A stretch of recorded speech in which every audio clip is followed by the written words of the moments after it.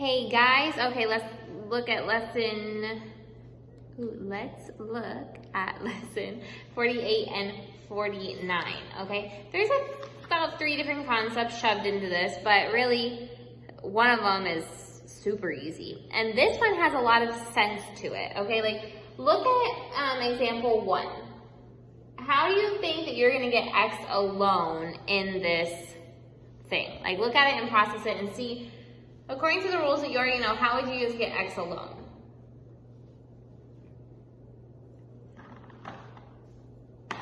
Okay, look, I'm going to show you and test out whether or not you were thinking about it and whether or not you figured it out, right? All we're going to do is just follow the algebra rules as we go. This is going to move over to here because that's the easy stuff to do. So we have square root x minus 4. Notice that this is not under the square root, so that's why we can just move that, okay? So it's going to be plus 2 over here because it's negative 2 over here, so we get 8, right? Okay, now the rest of it is under the square root symbol. Well, we know that in order to get rid of something that we can't have there, we just do the opposite. So what's the opposite of taking the square root of something? You square it, okay? So you take this and you square it, so that means over here you have to square it as well. So that you can cancel out the square root thing, you get x minus 4 equals 64, okay? And then it's super easy. You're just going to move the 4 over here, so x equals 68. Okay? We check and make sure our answer is right. We did get it right. And it's super easy to check these, you guys. It's super easy, and you need to check them at least in your head, okay? Because these are like common sense that if you could figure out that you're right in 2 seconds, why not figure out if you're right, right? 68 minus 4 is 64. Square root of 64 is 8. 8 minus 2 equals 6. Boom. I'm done. I already checked it. Okay? Let's look at this one. So all you're doing is following those rules. You're going to minus 2. So you have square root x plus 4 equals negative 9. You take the square root, take this, square it. This, the negative 9, make sure you put it in parentheses because you don't want to end up with a negative 81 because you're squaring the whole thing. You're squaring negative 9. So you're left with x plus 4 equals 81. Which means, that's 4, right? X plus 4? Yeah. So that means x equals 77. Okay, because it's 81 minus 4. You plug it in really quickly. 77 plus 4 is 81. Square root of 81 is 9. 9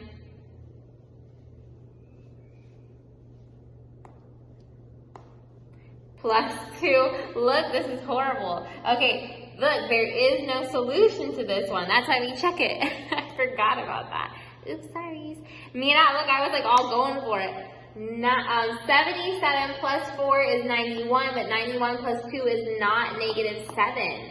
Okay? There's no way you're going to end up with a negative here, you guys, because this is always going to be positive. Plus 2, how is that going to end up with a negative number?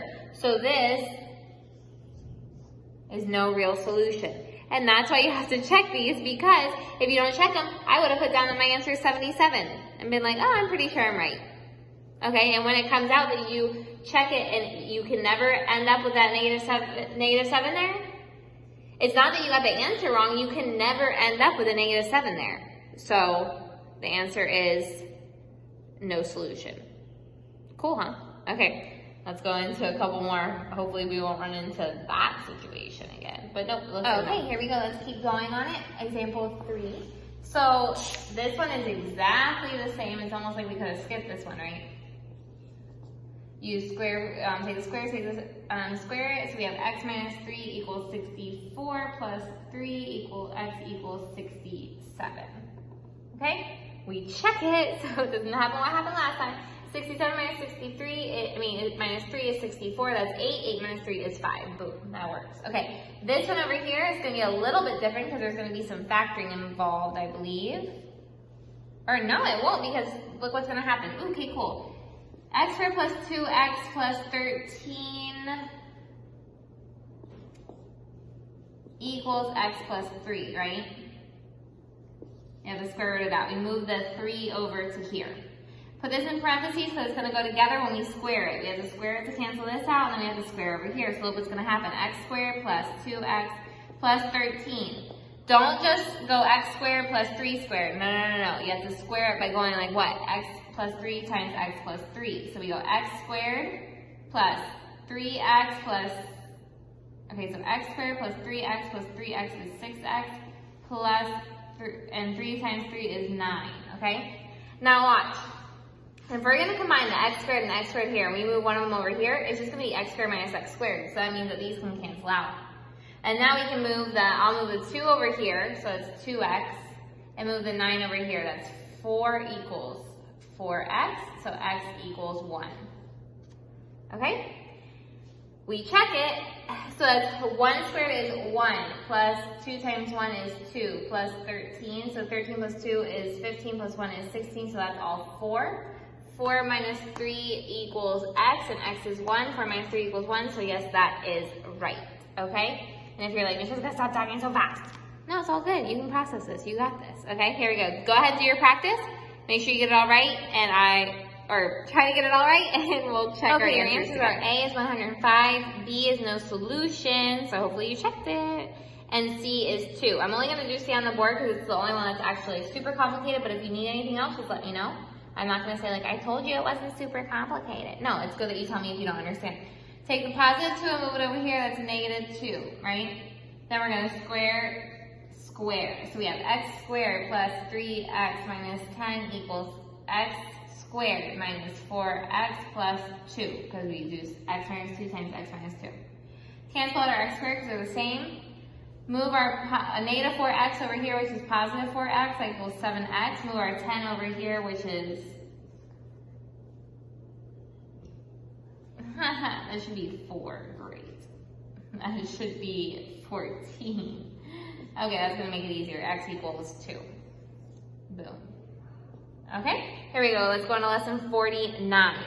Now the cute thing about lesson 49, go over there really quickly, is they don't give you any examples for how they wanted you to graph the line, okay? So they want you to do this like one kind of tricky thing to graph lines, because they give it to you in the practice, but they don't give it to you in the actual examples. So that's okay. We're gonna go over it in the practice right now. I'm gonna stop the video and I'm gonna show you on the book how to do letter A of the practice to teach you the graphing of the line. The reason I'm going to show you here is because it's easier to see where the points are, right? Now, if you first look at this line, you're like, there's no difference, and we already do this, Ms. Sheska, y equals mx plus b, right? Okay, here's the difference. It doesn't show you where it hits the y-axis. So you don't know what your b is. But that's fine. We're not going to die if we don't know what our b is, because look, we have a point right here which is easy to see. That's going to be 1, 2, 3, 4, 5, 6, 1, 2, 3, 4. So that's 6, 4. Okay, and then this one over here is 1, 2, and then down 1, 2, 3, 4, 5, 6. So 2 and negative 6, right? To find our slope, I'm just going to count it this time instead of doing the equation. I'm just going to count 1, 2, 3, 4, 5, 6, 7, 8, 9, 10, right? 10 up. And then what's it over? It was over 1, 2, 3, 4, up 4. Okay, over 10, up 4, so we're going to simplify that down to 5 over 2. And then I'm just going to take one of these points and I'm going to substitute it in for y and x to solve for b. So let's do, I'm going to do this one without the negatives. Y is 4, b, or x is 6 plus b, right? So that's going to be canceled out, that'll be 3. 3 times 5 is 15, so that's 4 equals 15 plus b. So you minus your 15, that's going to be negative 11 equals b. So what's your answer going to be? Y equals 5 halves x minus 11. Okay, there you go. For how you graph your lines without knowing what the y-intercept is. You just find 2 points on the line, You substitute one of them in after you find the slope to find your b, and then write your equation. I'm gonna keep going with the routine of showing it in your book for lesson 49 because of showing you angle things, okay? Now, this right here is something that we talked about before. Even though there is this right triangle up here, you have to recognize that it says right here, 1 and 2 are parallel. Lines 1 and 2 are parallel with this line going through it. That makes it a transversal. Even if you don't remember what the name is, it means this. If this is 153, this other point with this other angle with it makes 180 degrees. So 180 minus 153 is 27. And then whatever this is up here is equal to this down here. So this is 153 and this is 27. Okay, because it's equal to each other.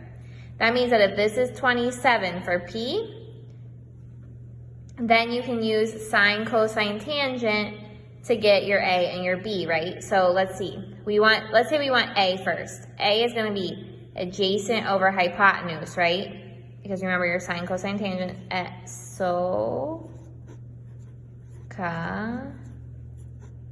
TOA, right? So you have cosine 27 equals A over 7. That means it's going to be 7. You bring the 7 over here to multiply. So A equals 7 times cosine 27. And you're going to get 6.24. Which is exactly what they got right here, 6.23. So A is 6.24. Okay, then for B, it's going to be opposite over hypotenuse for the 27. So that's opposite over hypotenuse is sine. Sine 27 equals B over 7. So that's going to be 7 right there. You put it in your calculator, 7 times sine 27. And that's going to give you 3.18. They got 3.15, and we remember that we don't need to worry about the decimal points like that, okay?